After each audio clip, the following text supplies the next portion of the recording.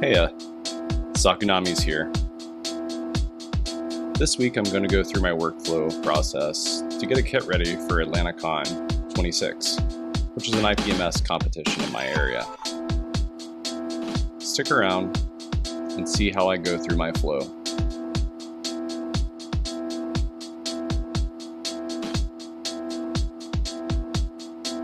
The first thing I like to do is read through all the instructions.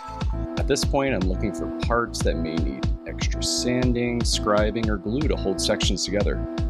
I always like to do this so that I can make sure I have a plan on how to approach the tricky sections. I typically like to fly by the seat of my pants, but not at this stage.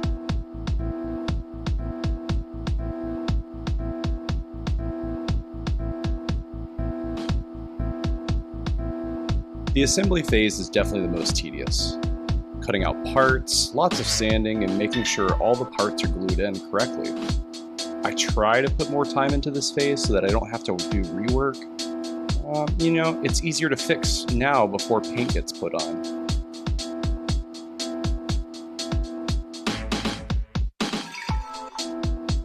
I love adding texture to my parts, and I do this using a surface primer and any old brush.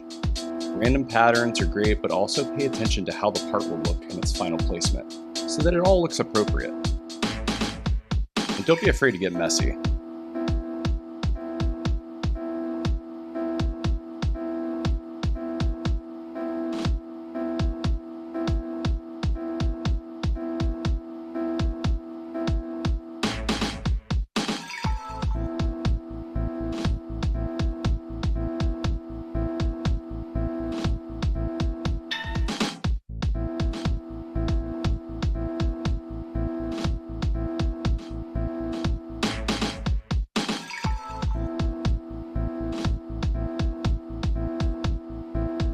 After the texture is dried and all parts are primed, I conduct a final look through at all the parts to see if I missed a seam line, need to sand more, or perhaps rescribe a line.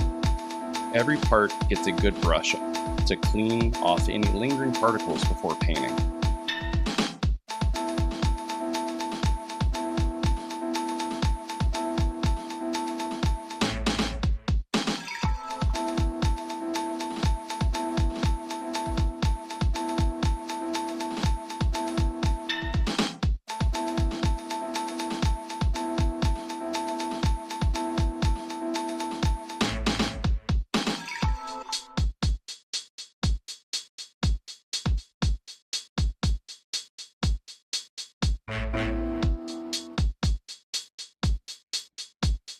I hope you enjoyed part 1.